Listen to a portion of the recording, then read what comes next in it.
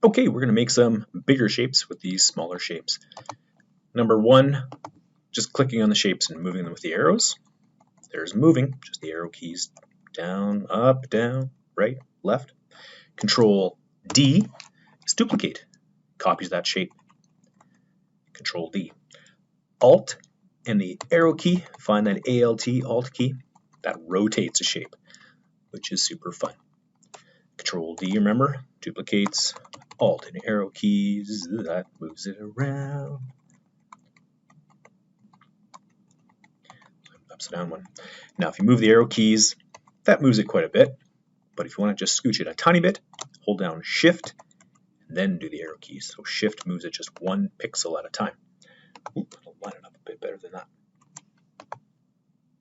You can even, if you really want to, copy more than one shape by holding down the Control key and selecting more than one.